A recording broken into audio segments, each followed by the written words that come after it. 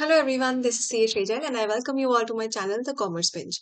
तो हम लोग आज आ चुके हैं lecture number 4 of accounting equation chapter, class 11th accountancy. Right, हमने पिछली बार 1 और 3 मार्क्स वाले क्वेश्चन सारे कवर कर लिए थे। आई होप आपने वो सबके सब प्रैक्टिस कर लिए होंगे अपने बुक से। जो और भी क्वेश्चन थे वो भी प्रैक्टिस कर लिए होंगे। आपको अपनी रिस्पॉन्सिबिलिटी पूरी करते हुए चलना है, बाकी मैं हूँ आपके साथ। राइट, आज हम लोग क्या करेंगे, एक 4 और 6 मार्क्स में जो आपका क्वेश्चन एक्सपेक्टेड है एग्जामिनेशन में, उस टाइप का एक क्वेश्चन लेकर आई हूँ। इस एक क्वेश्चन से क्या होगा ना, आपकी सारी एंट्रीज रिवाइज हो जाएंगी, क्योंकि मैं इतना बड़ा सा 16 ट्रांजैक्शन वाला क्वेश्चन लेकर ही इसलिए आई हूँ ताकि मीडियम, इजी, हार्ड सारी टाइप की जो मिक्स्ड टाइप के जितनी भी एंट्रीज ट्रांजैक्शंस थे वो सब यहाँ पर कवर हो जाए। आपका सब कुछ एक ही क्वेश्चन से आप कवर कर सको। दिस डजंट मीन आप अपने बुक से प्रैक्टिस नहीं करोगे। सारे क्वेश्चंस प्रैक्टिस करके आपको यहाँ पर आना है और मेरे साथ इस क्वेश्चन को सॉल्व करना है। ये रिवीजन पर्पस के लिए भी बहुत अच्छा आपका काम आएगा, बिकॉज यहाँ पर सारी एंट्रीज है, सब हर टाइप की एंट्रीज है। ठीक है, इसके बाहर से आपका क्वेश्चन नहीं आ सकता। और आप अपने एग्जाम में ना मैक्सिमम 5 to 6 ट्रांजैक्शन एक्सपेक्ट कर सकते हो, उससे ऊपर का क्वेश्चन नहीं आएगा। यहाँ पर तो 16 इसलिए क्योंकि मैंने सारी की सारी एंट्रीज भर रखी है, इसलिए। चलो, अब आपको पता होगा कि जब भी यहाँ पर अकाउंटिंग इक्वेशन हमें बनाने को मिलता है ट्रांजैक्शंस का, तो हम एक फॉर्मेट बनाते हैं इस टाइप का। तो पहले तो आप अपने पास फॉर्मेट बना लीजिए, जहां पर हम फर्स्ट कॉलम में ट्रांजैक्शंस लिखते हैं, देन अपना assets is equal to liabilities plus capital वाला पोर्शन लिखते हैं अकाउंटिंग इक्वेशन। फिर इसके नीचे हम पूरा सबसेट बनाते जाएंगे असेट्स का, जो भी असेट्स आते जाएंगे, जो लायबिलिटीज आती जाएंगी, वो लिखते जाएंगे। ठीक है, अगर आपको कॉन्सेप्ट सीखने हैं तो मैंने पूरी प्लेलिस्ट बना रखी है इस चैप्टर की, वो जाकर आप पहले चेकआउट कर लो, देन आप इस क्वेश्चन पर आओ। ठीक है, चलो अब हम लोग स्टार्ट करते हैं। We have to create an accounting equation for the following transactions. First one is Rohan started business with cash 1 lakh and computer 50,000। अब देखो, आपको अच्छे से पता है कि कैपिटल में दोनों चीजें आती हैं, चाहे इन कैश हो चाहे इन काइंड इंट्रोड्यूस किया हो पैसा, या फिर कुछ भी इन काइंड किया हो, तो उन दोनों को ही आप कैपिटल बोल सकते हो। तो मैं यहाँ पे लिख दूंगी रोहन स्टार्टेड बिजनेस। इस पहले कॉलम में हमने एक छोटी सी समरी लिख दी ट्रांजैक्शंस कॉलम में कि हम इस ट्रांजैक्शन में कर क्या रहे हैं। राइट, और असेट्स में सबसे पहले अब क्या होगा, यहाँ पर एक कैश का कॉलम हम बना देंगे, बिकॉज कैश इंक्रीज हो रहा है बिजनेस में। इसके अलावा क्या हो रहा है, कंप्यूटर्स भी आ रहे हैं बिजनेस में, और ये जो है ये असेट है हमारे लिए। ठीक है, हम इसको बिजनेस में यूज करेंगे। फिर आप यहाँ पर लिख दो, अ, सबसे पहली जो इधर साइड पे चीज आ रही है वो है कैपिटल। ठीक, तो कैपिटल हमने यहाँ पे लिख दिया। अब देखो क्या हो रहा है, 1 लाख रुपीज का तो आ रहा है कैश, तो वो लिख दिया मैंने यहाँ पे। इसके अलावा 50,000 रुपीज का कंप्यूटर आ रहा है बिजनेस में, जो इंट्रोड्यूस किया है ओनर ने, और ये दोनों ही को मैं कैपिटल मानूंगी, इसलिए मैं 1.5 लाख रुपए अंडर कैपिटल हेडिंग लिख दूंगी। आपको शायद ये दिखा नहीं होगा, तो मैं नीचे हो जाती हूँ थोड़ी सी। ठीक है, 1.5 लाख रुपए का मैंने लिख दिया कैपिटल। अच्छा, अब हम लोग सेकेंड वाला ट्रांजैक्शन करते हैं। अभी आप देखो ये दोनों इक्वल इक्वल बने, 1.5 लाख दोनों साइड पर है। चलो सेकंड देखते हैं। Purchase goods from Anil 20,000 rupees का। अभी देखो ये 20,000 रुपीज का जो गुड्स परचेज किया है ना, मैं आपको बता दूं ये क्रेडिट पर हुआ है। ऑल्दो यहाँ पर कुछ भी मेंशन नहीं कि कैश है कि क्रेडिट, बट मैंने आपको इसको पहचानना सिखाया था। इफ यू वांट टू सी, आप पिछले वाले लेक्चर्स में जाकर देख सकते हो, फर्स्ट लेक्चर में इस अकाउंटिंग इक्वेशन वाली सीरीज के। ठीक है, उसमें मैंने समझाया इसको। यहाँ पे पार्टी का नाम दिया हुआ है, इसीलिए मैं मान रही हूँ क्रेडिट पर। अगर पार्टी का नाम नहीं होता तो मैं मान लेती कैश में। तो यहां पर मैं लिख सकती हूँ परचेस्ड गुड्स। क्या होगा कि कैश पर तो कोई असर होगा नहीं, क्योंकि मैंने कैश तो दिया नहीं परचेज करते टाइम। यहां पर एक नया कॉलम क्रिएट हो जाएगा स्टॉक का, क्योंकि स्टॉक आ रहा है बिजनेस में। कितने का स्टॉक आ रहा है, 20,000 रुपीज का स्टॉक बिजनेस में आ रहा है। ठीक है, थोड़ा सा हम ना जगह को कंस्ट्रेंट करके चलेंगे, बिकॉज हमारे पास और भी असेट है इस साइड पे। ठीक है, तो एक तरफ तो स्टॉक आ गया, इस साइड पर क्या होगा, यहाँ पर कैपिटल में कुछ नहीं होगा, लेकिन क्योंकि मैंने कैश नहीं दिया तो मेरी एक लायबिलिटी तो खड़ी हो गई ना, कि बाद में मुझे पैसे देने पड़ेंगे, तो मेरे क्रेडिटर्स खड़े हो जाएंगे। अनिल खड़ा हो जाएगा पैसे लेने के लिए कभी ना कभी फ्यूचर में। तो मैं 20,000 रुपीज इन क्रेडिट यहाँ पर लिख दूंगी। ठीक है, इस स्टेप के बाद हम क्या करते हैं, हर एक ट्रांजैक्शन के बाद हम लोग ना यहाँ पर एक न्यू इक्वेशन का कॉलम, सॉरी रो बनाते हैं, और यहाँ पर टोटल पूरा इक्वेशन करके लिखते हैं। यहाँ पर आपको एक लाइन ड्रॉ करनी होगी। मैं नहीं कर रही हूँ, बिकॉज मैं इतने लंबे पेज में लाइन ड्रॉ करने चलूंगी ना, तो मैं लाइन ही ड्रॉ करती रहूंगी। तो यहाँ पे you have to draw a line and then write down the total, कि ऊपर से यहाँ पे टोटल करो, 1 लाख रुपीज आ रहा है टोटल, 50,000 रुपीज के कंप्यूटर है अभी तक मेरे पास, 20,000 रुपीज का मेरे पास स्टॉक आ चुका है, और इसके अलावा क्या क्या चीजें हुई है देखो। यहाँ पर मेरे पास 1,50,000 रुपीज का कैपिटल पड़ा है और 20,000 रुपीज के क्रेडिटर्स अब आ चुके हैं। दोनों साइड पे टोटल करके देखो 1,70,000 1,70,000 आ रहा होगा।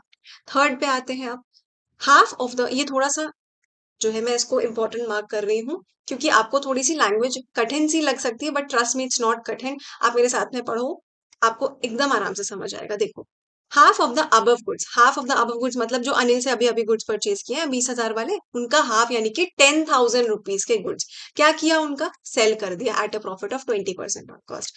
यानी कि 10,000 रुपीज वाले जो गुड्स थे ना, कॉस्ट जिनकी 10,000 थी, उससे मैंने सेल कर दिया एट 20% प्रॉफिट। यानी कि 10,000 का 20% करो तो 2,000 रुपीज आ जाएगा।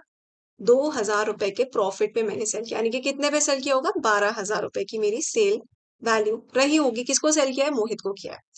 Half the payment is received in cash, यानी कि इस 12,000 का पेमेंट मेरे को लेना है, सेल वैल्यू है, तो 6,000 का तो मुझे कैश रिसीव हो गया तुरंत का तुरंत। इसका मतलब बाकी का 6,000 क्या हुआ, बाकी का 6,000 हुआ क्रेडिट, मैंने क्रेडिट पर सेल किया है। तो अब इस चीज को हम लोग पुट कैसे करेंगे, देखो कितनी सारी चीजें हैं इसमें। सबसे पहले क्या चीज हुई है, थर्ड लिखते हैं हम लोग, सोल्ड गुड्स टू मोहित, मोहित को मैंने गुड्स सेल किए। सबसे पहली चीज जो हुई है वो क्या है कि स्टॉक मेरे पास से 10,000 रुपए का कम हो जाएगा। माइंड यू यहाँ पे गलती से भी 12,000 मत लिख देना, क्योंकि 12,000 मीन्स कॉस्ट प्लस प्रॉफिट, उसमें वो प्रॉफिट का एलिमेंट इंक्लूडेड है। लेकिन हमने जब यहाँ पर 20,000 रुपए लिखा है, कॉस्ट लिखी है, तो माइनस भी तो उसमें से जितना जाएगा वो भी तो कॉस्ट ही लिखोगे ना, उसमें आप प्रॉफिट एलिमेंट ऐड करके तो लिख नहीं दोगे, क्योंकि 12,000 इसमें सेल वैल्यू। क्लियर। तो मेरे पास से एक्चुअली 10,000 रुपए का ही स्टॉक जा रहा है, वो अलग बात है कि वो बिग 12,000 में रहा है। क्लियर हुई होगी बात, 10,000 रुपए मैंने माइनस कर दिया। उसके अलावा क्या हुआ, यहाँ पे मेरे पास कैश आ गया, 6,000 रुपए का तो कैश आ ही गया, कंप्यूटर पे कोई असर पड़ा नहीं। और बाकी का जो 6,000 था वो क्या हुआ, वो मेरे डेटर्स क्रिएट हो गए हैं बिजनेस में। तो मैं लिख सकती हूँ कि 6,000 रुपए का तो डेटर खड़े हो गए, है ना। 6,000 आ गया, 6,000 के डेटर हो गए, और बाकी का 10,000 रुपए मेरे पास से स्टॉक चला गया। अब हुई क्या चीज, बचा क्या, 2,000 रुपए का जो प्रॉफिट था वो भी मुझे रिकॉर्ड करना है। तो वो क्या करता है, जाके प्रॉफिट इम्पैक्ट ऑन कैपिटल में पढ़ा था कि 2,000 रुपए का प्रॉफिट अगर जो होगा वो कैपिटल को जाकर इंक्रीज कर देता है। तो मैं ये 2,000 रुपीज यहाँ पर लिख दूंगी और ये जीरो हो जाएगा, आपको दिखाने होगा, एक सेकंड। इस तरीके से हम इसको शो कर देंगे। अब अगर आप देखो ध्यान से तो दोनों साइड पर ही नेट इफेक्ट जो आया है वो 2,000 का है। इसको अगर आप टोटल करो ना तो 2,000 रुपीज का प्लस में आया है इधर भी, और इधर तो है ही 2,000 रुपीज प्लस। ठीक है, समझ आई बात। अब बस यही चीज आपको अब यहाँ पर न्यू इक्वेशन में टोटल करके लिख देना है। मैं न्यू इक्वेशन जो है ना वो पिंक पेन से लिख देती हूँ, ठीक है, ताकि एक अलग सी लाइन आपको दिखाई पड़े। तो 1,06,000 रुपीज का कैश हो चुका है मेरे पास अभी तक। 50,000 रुपीज का मेरे पास कंप्यूटर है। 10,000 रुपीज के ही गुड्स बचे हुए हैं अब, और 6,000 रुपए के डेटर्स खड़े हो गए हैं। उसके अलावा मेरे पास 1,52,000 रुपीज का अब हो गया है कैपिटल, एंड 20,000 रुपीज का क्रेडिटर्स है। तो 1,72,000 दोनों साइड पर आ जाएगा। आपको आई होप ये इक्वेशन करना आया होगा, ये इंपॉर्टेंट था, इसको ध्यान रखना। ठीक है, एक बार लास्ट टाइम और रिवाइज करवा दे रही हूँ कि 6,000 रुपीज का कैश इंक्रीज हुआ मेरा, वो मैंने कैश में डाल दिया। फिर 6,000 रुपीज के डेटर्स इंक्रीज कर लिए। ठीक है, तो इससे मेरा 12,000 रुपए वाला तो ट्रीटमेंट हो गया। अब मुझे ये दोनों चीजें भी दिखानी है कि 10,000 रुपए के गुड्स मेरे नीचे चले गए और प्रॉफिट मेरा 2,000 से इंक्रीज हो गया, तो दोनों साइड पर इक्वल अमाउंट आ जाता है। 2,000 का नेट इफेक्ट। फोर्थ पे आ जाओ, रोहन विड्रू 5,000 रुपीज का cash from for personal use. तो ये मेरी ड्राइंग्स हो गई। ड्राइंग्स क्या करता है, कैश एक तरफ से नीचे जाता है और कैपिटल भी नीचे चला जाता है ड्राइंग्स के कारण। तो आ जाओ, ड्राइंग्स लिख लो यहाँ पर, या फिर आप पूरा लिख सकते हो कि रोहन विड्रू कैश, और कितने का कैश विड्रॉ किया था भाई, 25,000 रुपए का, नहीं 5,000 रुपए का। ठीक है, 5,000 रुपीज कैश में से माइनस हो जाएंगे, बाकी सब कुछ जीरो ही रहेगा। इधर लिख लो 5,000 रुपीज का मैंने जो है कैपिटल भी कम कर दिया। अब हम लोग न्यू इक्वेशन की लाइन बना लेते हैं।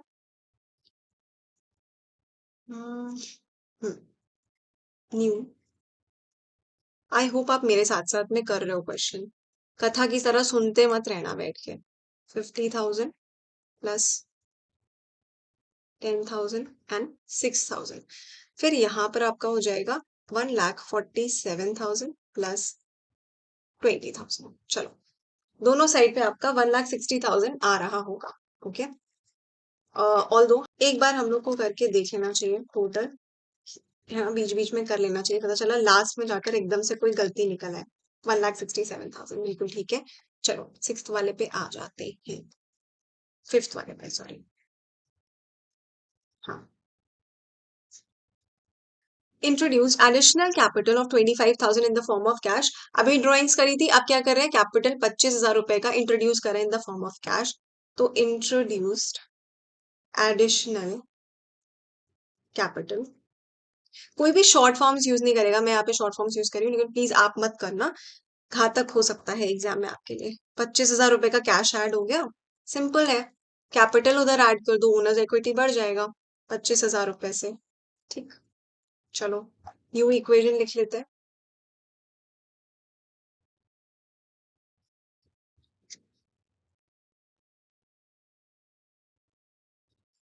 1,26,000 रुपीज हो गया ये हो गया 50,000, ये हो गया 10,000, एंड दिस इज अगेन, एक सेकंड मुझे दिख रही 6,000। 1,47,000 में 25,000 ऐड कर लोगे, 1,72,000 प्लस 20। ठीक है, चलो अब हम लोग नेक्स्ट पे आ जाते हैं। सिक्स वाला, purchase a computer for office use, 30,000 रुपए का। यहाँ पर कुछ भी पार्टी का नाम मेंशन नहीं है, तो मैं जानती हूँ कि ये कैश में ट्रांजैक्शन हो रहा होगा।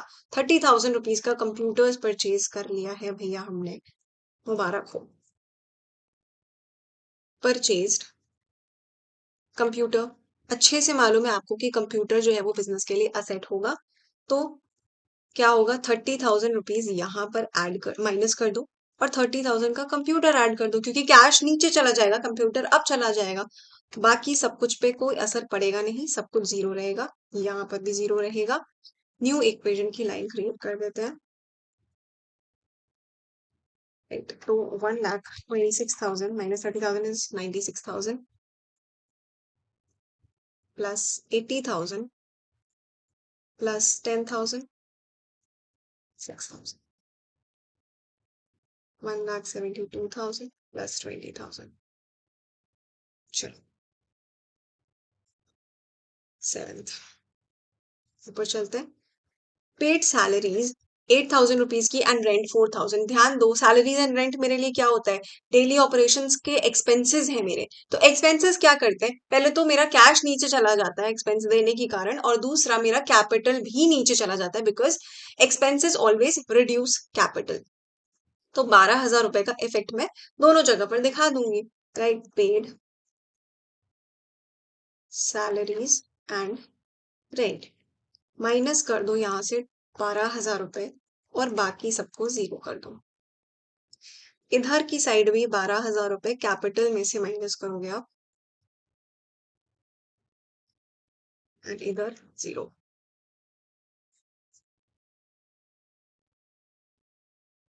न्यू इक्वेशन ये आपकी हो गई 84,000 प्लस 1,000 प्लस, समझ में आ रहा है ना आपको।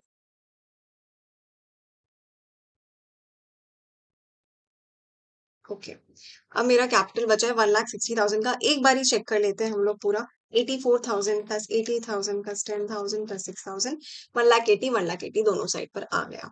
चलो एट्थ वाला करते हैं अब। Sold goods to Neha costing 6,000 for 9,000 in cash. यहाँ पर स्पेसिफाई कर दिया है कि कैश में ट्रांजैक्शन हो रहा है, तो हम लोग क्या बोलेंगे कि हमने 6,000 कॉस्ट का गुड्स जो है वो 9,000 पे सेल किया। इसका मतलब क्या हुआ कि 3,000 रुपए का तो प्रॉफिट भी आया होगा। तो इसका हम क्या करेंगे, 6,000 रुपए से अपना स्टॉक कम कर देंगे, क्योंकि कॉस्ट कम करते हैं हम स्टॉक में से। 6,000 के गुड्स चले गए, 9,000 का कैश आ गया तो उसको बढ़ा दो, और 3,000 रुपए का प्रॉफिट भी बिजनेस में आ गया, तो कैपिटल को वो जाकर इंक्रीज कर देगा। इस तरीके से मेरा दोनों साइड पे इफेक्ट पड़ जाएगा। सोल्ड गुड्स क्या होगा, 9,000 रुपीज आ गए कैश में, तो हमने उसे ऐड कर दिया। 6,000 रुपीज के गुड्स चले गए बिजनेस में से, और बाकी 3,000 रुपए का इफेक्ट आया है, वो कहां पर दिखाएंगे, वो दिखाएंगे कैपिटल। 3,000 रुपए ऐड हो गए कैपिटल में जाकर, इधर जीरो होगा, बाकी सब जगह भी जीरो कर दो, कोई इफेक्ट नहीं होगा। न्यू इक्वेशन लिख लेते हैं। तो 84,000 प्लस 9,000 तो सिंपल आपका 3,000 हो जाएगा, प्लस 80,000 प्लस आपका 4,000 रुपीज के ही आपके अब गुड्स बचे हुए हैं बिजनेस में, और 6,000 रुपए की डेटर्स पर। ठीक, फिर 1,63,000 प्लस 20,000। ठीक है ना, समझ आ रहा है आपको अच्छे से? यहाँ पर ना आप यहाँ पर भी देखो, चेक कर सकते थे आराम से कि इस तरफ जो है टोटल आपका 3,000 प्लस में जो है नेट इफेक्ट आ रहा था, 9,000 माइनस 6,000 का, और इधर भी आपका प्लस 3,000 का ही नेट इफेक्ट आ रहा था। इसीलिए मेरा जो ट्रांजैक्शन है दोनों तरफ बराबर इफेक्ट किया है। ओके, चलो आगे चलते हैं। 9th एंट्री करेंगे। Paid 19,500 to Anil in full settlement. भैया अनिल कौन था, अगर याद आ रहा हो तो अनिल जो था वो था मेरा क्रेडिटर, राइट। मैंने उससे क्रेडिट पे सामान परचेज करके लाई थी। आज वो शुभ दिन आ गया है जब मैं उसको फाइनली पेमेंट कर रही हूँ, लेकिन उसने मेरे ऊपर एक एहसान कर दिया। क्या बोला कि तुम्हारा क्रेडिट तो 20,000 रुपीज का था, यू हैड टू पे मी 20,000 रुपीज, लेकिन चल तू 19,500 में निपटारा कर, पैसे तो दे यार लाके। तो 500 रुपए का यहाँ पर मेरे को क्या मिल जाता है, डिस्काउंट मिल जाता है। समझ में आई बात? 20,000 की जगह अब मुझे 19,500 ही देना पड़ रहा है।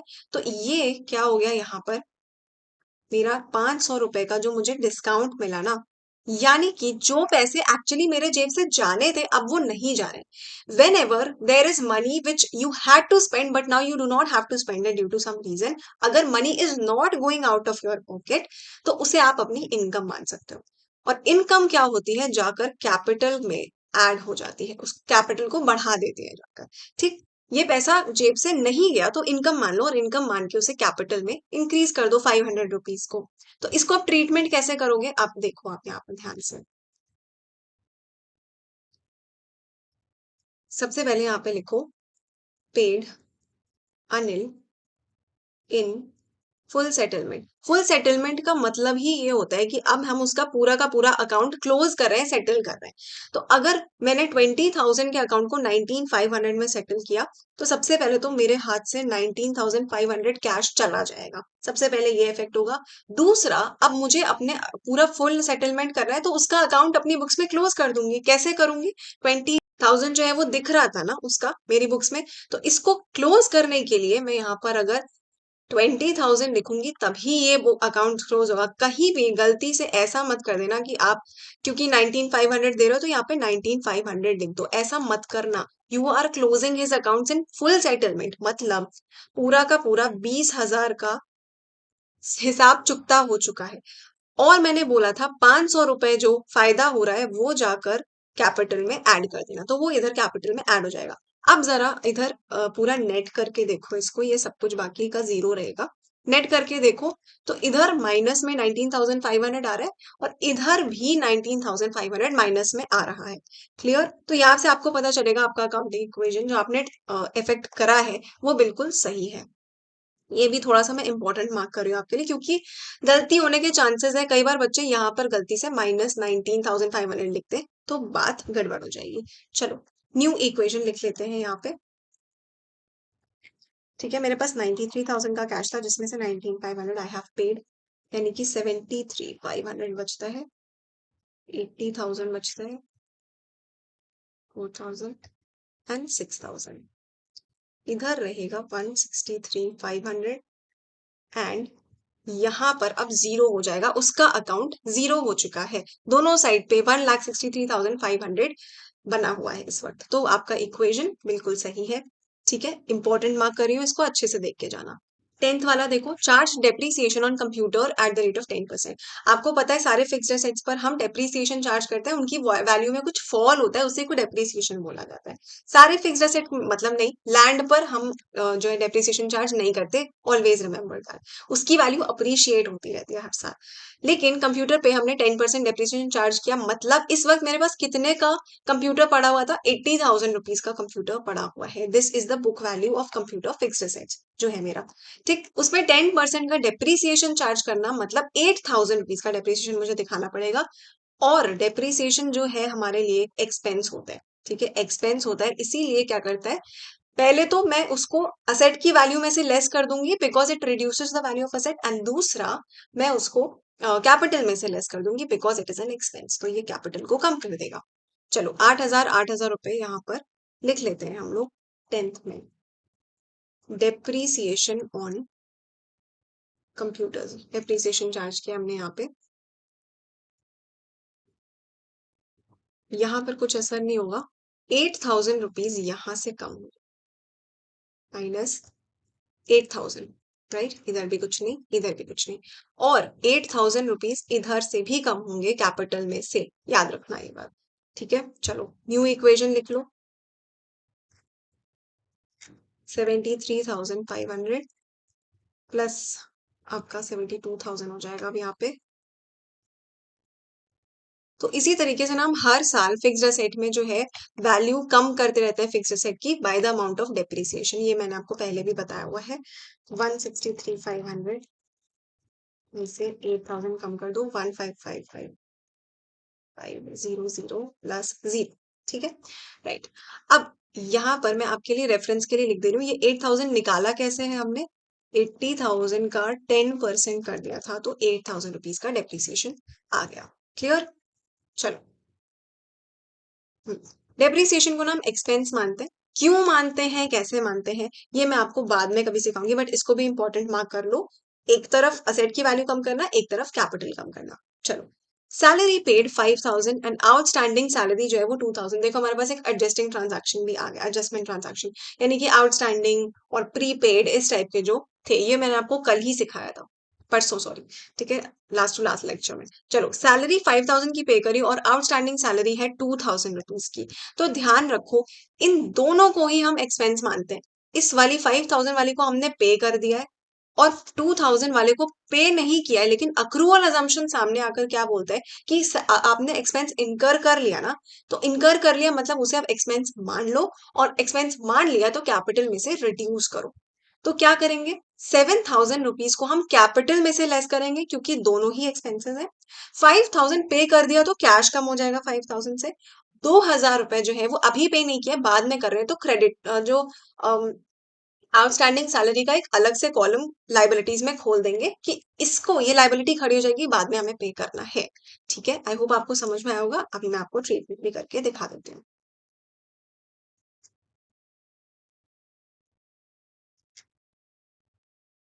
Salary paid and salary outstanding, please short forms मत यूज करना अपने एग्जाम्स में। सबसे पहली चीज क्या हुई है, 5,000 रुपए की सैलरी दी है तो वो कैश में से कम कर दो। ठीक है, उसके अलावा यहाँ पर कुछ भी नहीं आएगा, किसी भी असेट पे कोई इफेक्ट नहीं होगा। इस साइड पर हम जो भी लिखेंगे वो लिखेंगे। देखो, कैपिटल में से तो पूरा का पूरा 7,000 कम होगा। ये कैसे आएगा, 5,000 प्लस 2,000 जो आउटस्टैंडिंग है, दोनों का दोनों हम लोग यहाँ पर लिखेंगे। आउटस्टैंडिंग वाले को एक्सपेंस माना है because of accrual assumption, accrual assumption के कारण। ठीक है, चलो अब हमने यहाँ पर 0 कर देना है, और एक नया कॉलम हम इसमें ऐड कर देंगे यहाँ पे आउटस्टैंडिंग सैलरी का। देखो, आउटस्टैंडिंग एक्सपेंस का बल्कि ऐड कर दो, यहाँ पर जितने भी आउटस्टैंडिंग एक्सपेंस हम यहाँ पर लिख देंगे, तो इसको ऐड कर दो। 5,000 सॉरी 2,000 रुपीज के आउटस्टैंडिंग एक्सपेंसेस थे, तो 2,000 लिख दो। क्लियर? अब दोनों तरफ जरा नेट करके देखो, इधर भी माइनस में 5,000 आ रहा है, और राइट साइड में आपका 5,000 अगेन आ रहा है, तो मेरा पूरा अकाउंटिंग इक्वेशन एकदम सही बैठ रहा है। ठीक है, मैं यहाँ पे लिख भी दूंगी न्यू इक्वेशन। काफी बड़ा क्वेश्चन हो गया ना, लेकिन ये क्वेश्चन करके आपका सब कुछ सॉल्व हो जाएगा, तो फिर व्हाई नॉट डू इट। मेरे साथ में आपका सब रिवाइज हो जाएगा। लास्ट डे पर तो जरूर देखकर जाना, इसको भूलना मत। ठीक है।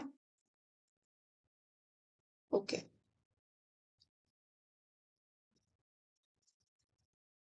148 500 प्लस 0 प्लस 2000 बड़ा ही होता जा रहा है क्वेश्चन। ठीक है, तो इसमें नेविगेट करने में प्रॉब्लम हो रही है। चलो आते हैं ऊपर। अब interest on investment 1000 rupees is earn but not yet received. हमको एक इंटरेस्ट ऑन इन्वेस्टमेंट जो है वो मैंने अर्न कर लिया है। ठीक है, यानी कि मेरा पैसा किसी दूसरी कंपनी के पास एज इन्वेस्टमेंट पड़ा हुआ था। अब वो कंपनी मुझे इंटरेस्ट प्रोवाइड कर रही है, तो वो मेरी इनकम हो जाएगी। ठीक है, मैंने उसे अर्न कर लिया है, तो अक्रूवल अजम्पशन क्या बोलेगा आगे, अर्न कर लिया ना तो इसको record it as your income now. और अगर इनकम मान लिया है तो कैपिटल में जाकर ऐड हो जाएगी। अब कैश तो रिसीव हुआ नहीं है क्योंकि it has not been received yet, साफ लिखा है। तो क्या होगा, मेरा एक असेट क्रिएट हो जाएगा इसके अलावा, कि अक्रूड इंटरेस्ट नाम से मेरा एक असेट क्रिएट हो जाएगा। देखो यहाँ पे मैं असेट क्रिएट कर रही हूँ अक्रूड इंटरेस्ट नाम से। ठीक है, तो क्या करूंगी, कितने का इंटरेस्ट था, 1000 रुपीज का। यहां पर लिख लेती हूँ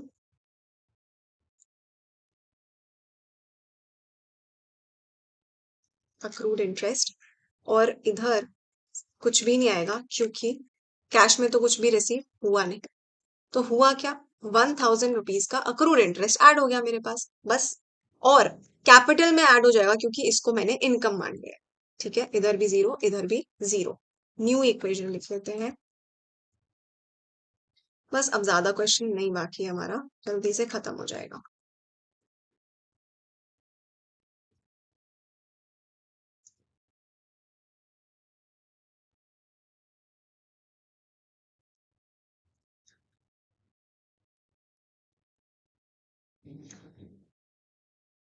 ठीक है, ये 2000 है, चलो हो गया क्लियर। एक बार हम लोग ना चेक कर लेते हैं अपना accounting equation. It's always good to keep checking it बीच बीच में। 151 500, 151 500 बिल्कुल करेक्ट। चलो 13th पे चलते हैं। Goods worth 1000 destroyed by fire. अब क्या हुआ भाई, 1000 रुपीज के गुड्स डिस्ट्रॉय हो गए, इसका मतलब 1000 से गुड्स नीचे हो जाएंगे, स्टॉक कम हो जाएगा मेरा 1000 रुपए से। एक तो ये एस्पेक्ट होगा। दूसरा एस्पेक्ट क्या होगा कि कैपिटल में से भी मैं ये 1000 रुपीज लेस कर दूंगी, because this is a loss. और लॉसेस क्या करते हैं, जाकर कैपिटल को रिड्यूस कर देते हैं। तो 1000 का दोनों तरफ मेरा इफेक्ट आ जाएगा। ठीक है, देखो यहाँ पर goods destroyed by fire minus, sorry यहाँ पर तो कुछ भी नहीं होगा, यहाँ पर जीरो होगा। यहाँ पर आप 1000 से गुड्स खत्म कर दो, बाकी सब कुछ जीरो। और कैपिटल में भी 1000 का लॉस दिखा दो। क्लियर। चलो न्यू इक्वेशन लिखते हैं। 68 500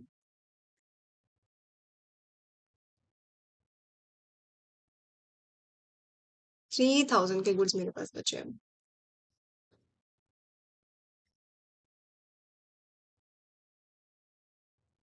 ओके, सॉरी मैंने यहाँ पे 2000 लिखना था, इतनी सारी वैल्यूज हो गई हैं। चलो 14th पर आते हैं।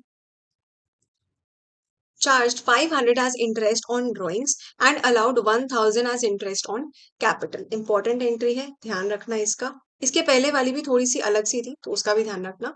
ठीक है, चलो 14th वाला हम लोग जब करने जाएंगे तो मैं आपको बता दूं, interest on drawings and interest on capital वाला अगर आपको नहीं आता है तो मैंने इसके प्रीवियस वाले लेक्चर में 1 और 3 मार्क्स वाले में इसको डिटेल में अच्छे से एक्सप्लेन किया है कि क्या ट्रीटमेंट होता है इसका। अभी मैं उस डिटेल में बहुत ज्यादा नहीं जाऊंगी। ठीक है, आपको काम भर का अभी बता रही हूँ कि इसमें एक्चुअली करना क्या होता है, ट्रीटमेंट बता रही हूँ अभी बस। डिटेल में देखना है तो वहां जाकर देख सकते हो, डिस्क्रिप्शन बॉक्स में लिंक दे दूंगी एग्जैक्ट टाइम का कि ये कब एक्सप्लेन किया है मैंने। ठीक है, अभी मेरे साथ आकर देखो, 500 रुपीज का इंटरेस्ट ऑन ड्रॉइंग्स है ना, पहले यहाँ पर आओ मेरे साथ और देखो। Let's treat interest on drawings first.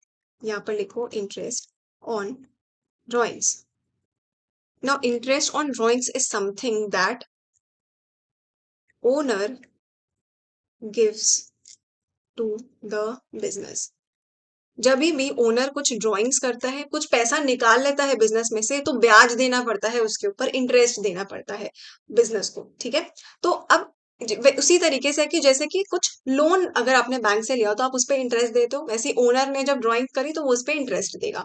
तो owner gives this to the business. इससे होता क्या है, since business is getting this, business के लिए एक इनकम होती है, तो हम ये इनकम जो है जाकर कैपिटल में ऐड कर देते हैं, जैसा कि हम हर इनकम के साथ करते हैं। You add this to the capital. तो 500 रुपीज आप पहले ऐड कर दो कैपिटल में बड़े आराम से।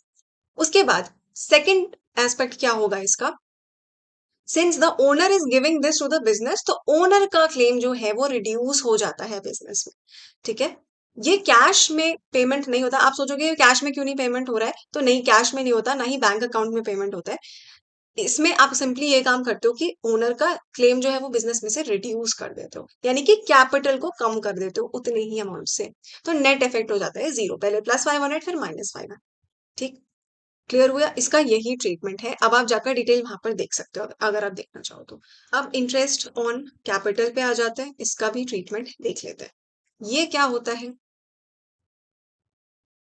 Business gives to the owner. ये बिजनेस देता है ओनर को, क्योंकि कैपिटल किसने लगाया, ओनर ने लगाया हुआ है। तो अब ब्याज पे करने की बारी किसकी है, बिजनेस की बारी है। तो इसीलिए ये बिजनेस के लिए एक्सपेंस होता है, बिकॉज बिजनेस की जेब से जा रहा है। कोई भी एक्सपेंस का हम क्या करते हैं, जाकर कैपिटल में से रिड्यूस कर देते हैं। 1000 का इंटरेस्ट था तो उसे रिड्यूस कर दिया मैंने कैपिटल में से, सबसे पहले एक्सपेंस मान के, because it is going out of the pocket of business. ठीक है, ये बात समझ आई। अब ये जाकर क्या करता है, सिंस हम ये ओनर को दे रहे हैं, तो ओनर का क्लेम बढ़ जाएगा बिजनेस में। कैश या बैंक में तो पेमेंट कर नहीं रहे हैं, है ना। तो ओनर का क्लेम बढ़ जाएगा। अभी ओनर ने उसे पैसे को निकाला नहीं, वो पड़ा हुआ है बिजनेस में, ये समझ लो। बस उसका क्लेम 1000 रुपए से बढ़ जाएगा, क्योंकि बिजनेस ये ओनर को दे रहा है 1000 रुपीज, कैश में नहीं दे रहा है, बट उसका क्लेम इंक्रीज कर दे रहा है। तो एक ही बात हुई। अब आपको समझ में आया होगा दोनों चीज, आई होप आपको समझ में आ गई होंगी। नेट इफेक्ट इनका जीरो ही होता है, लेकिन ट्रीटमेंट इस तरीके से होना है, याद रखना है इस बात को, है ना। और ये आपके दोनों ही इंपॉर्टेंट कॉन्सेप्ट्स हैं, राइट। चलो, तो 13 और 14 दोनों इंपॉर्टेंट थे। आई होप आपको 14 का ट्रीटमेंट समझ में आया होगा। If yes, please let me know in the comment section. Like this video and subscribe to my channel. आगे आपको अगर यही वीडियोस, ऐसे कॉम्प्रिहेंसिव वीडियोस देखने हैं, तो do not forget to subscribe and press the bell icon. Okay, चलो। इसके अलावा अगर थोड़ा सा प्रमोशन कर लेते हैं, अगर आपको मुझसे क्लासेस लेनी है, तो अब आप मुझे मेरे नंबर पे कांटेक्ट कर सकते हो, जो आपको डिस्क्रिप्शन बॉक्स में मिल जाएगा। व्हाट्सएप के थ्रू आप मुझे कांटेक्ट कर सकते हो वहां पे, ठीक है। चलो, अब हम लोग 15th क्वेश्चन पर आ जाते हैं। क्या होता है ना यार, पेड बैचेस जब आप ले लेते हो, तो आपको रोज एक रेगुलरिटी मिल जाती है, राइट। मतलब एक टाइम पे आप क्लासेस करते हो आके, टेस्ट्स आपको मिलेंगे वहां पे, रिविजन्स होंगे रेगुलरली। तो वो आपके लिए बहुत बेहतर होता है। यहाँ पर भी मैं आपको पूरी मेहनत से पढ़ा रही हूँ, कोई डाउट नहीं है, लेकिन आप मेरे सामने नहीं हो ना अभी, तो आप किस तरीके से पढ़ रहे हो मैं वो इंश्योर नहीं कर सकती। चलो, अब बहुत हो गया, 15th पे आते हैं। Deposited 20,000 rupees into bank. क्या हुआ कि 20,000 रुपए कैश जो पड़े हुए थे ना, उसको जाकर हमने बिजनेस के बैंक अकाउंट में जमा कर दिया। जब भी इस टाइप की एंट्री आई ना, डिपॉजिटेड 20,000 इनटू बैंक, हमेशा ये समझना कि जो कैश पड़ा था बिजनेस में, उसी को जाकर बैंक में डाल दिया है, इसका मतलब यही होगा हमेशा। ठीक है, तो आओ हम लोग इसका ट्रीटमेंट करते हैं। अरे, हमने यहाँ पे न्यू इक्वेशन नहीं लिखा है यार, एक second, let me right the new equation first. यहाँ पे सब कुछ जीरो था, तो 68,500, ये पूरा का पूरा वैसा ही रहेगा, कुछ असर नहीं होगा। ये भी सेम ही रहेगा, क्योंकि कोई ऐसा इफेक्ट तो पड़ा नहीं, नेट इफेक्ट जीरो ही था। चलो, अब हम लोग का आ जाता है 15। हमने कुछ पैसे बैंक में डिपॉजिट किए, आई थिंक 20,000 डिपॉजिट किए थे। 20,000 वर डिपॉजिट इन बैंक। तो सबसे पहले तो क्या होगा, डिपॉजिटेड इन बैंक। अब कैश जो पड़ा था वो ही डिपॉजिट किया है, तो कैश फॉर्म में कमी आ जाएगी, कैश में कमी आ जाएगी 20,000 की। बट एक नया असेट क्रिएट हो जाएगा बैंक अकाउंट के नाम से, राइट। मेरा बैंक में तो पैसा बढ़ गया ना, तो बैंक भी तो एक असेट है। डिजिटल फॉर्म में जो कैश पड़ा है वो ही तो होता है बैंक। तो यहाँ पर मैं 20,000 रुपीज ऐड कर दूंगी, और ऊपर जरा जाकर नाम लिख देती हूँ, पहले इसको कंप्लीट कर लूँ। यहाँ पर कोई असर नहीं पड़ा है, तो चिल करेंगे हम, ठीक है। 20,000 रुपीज का बैंक अकाउंट जो है वो ऐड हो गया है यहाँ पर। ओके, नीचे आते हैं, न्यू इक्वेशन लिख लेते हैं। ओ गॉड, नेविगेट करना बहुत मुश्किल है। न्यू इक्वेशन, 48,500 प्लस 72,000, 3,000, 6,000, 1,000 एंड 20,000 का बैंक भी ऐड हो गया है। 148,500, 20,000, ठीक है, सॉरी 2,000 है ना ये। Okay, right, clear. अब हम लोग आ जाते हैं लास्ट एंट्री पर अपनी, 16th वाला देख लेते हैं। Received 5,000 as security deposit from tenant. Security deposit क्या होता है, कहीं भी गलती से भी इसको अपनी इनकम मत मान लेना। कोई आपका टेनेंट था, कुछ अनयूज लोकेशन पड़ी हुई थी आपके ऑफिस में, तो आपने क्या किया, उसको रेंट पर चढ़ा दिया।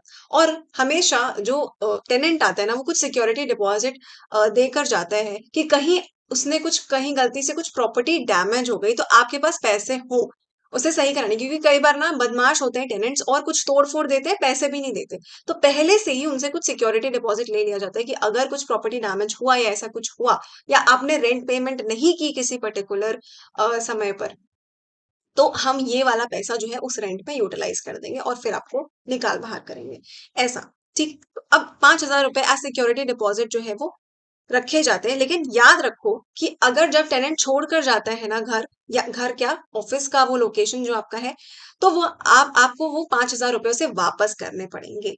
ठीक है, क्योंकि वो आपको रेंटल्स तो पर मंथ देता ही रहता है, ये पैसे बस आपके पास जमा होके वो आप रख लेते हो कि कभी जरूरत पड़ी तो यूटिलाइज कर सको। क्लियर। तो ये आपके लिए इनकम नहीं है, इसे इनकम मत मान लेना। ये आपके लिए बल्कि लायबिलिटी है। लायबिलिटी इज व्हाट, जो आपको फ्यूचर में पे ऑफ करनी पड़े। तो पे ऑफ तो करना ही पड़ेगा आपको, ये वापस करना पड़ेगा टेनेंट को एक दिन। ठीक है, जब वो छोड़ कर जाएगा आपकी लोकेशन। चलो, तो रिसीव 5,000 मतलब कैश तो एक तरफ बढ़ जाएगा और एक तरफ आपकी लायबिलिटी इंक्रीज हो जाएगी। इसे इनकम मत मान लेना गलती से भी, थोड़ा सा अलग टाइप का है तो इसका ध्यान रखना। ठीक है, ये हम लोग फाइनली कर लेंगे और फिर अपना अकाउंटिंग इक्वेशन मैच करके देखेंगे। रिसीव्ड सिक्योरिटी डिपॉजिट 5,000 रुपीज का कैश में इंक्रीज कर लो। इधर इधर ना कुछ भी इंक्रीज नहीं होगा, बल्कि एक लायबिलिटी और आपकी स्टैंड करने लगेगी यहाँ पर। तो लायबिलिटी का एक कॉलम नया क्रिएट कर लेते हैं यहाँ पर, सिक्योरिटी डिपॉजिट नाम से। ठीक है,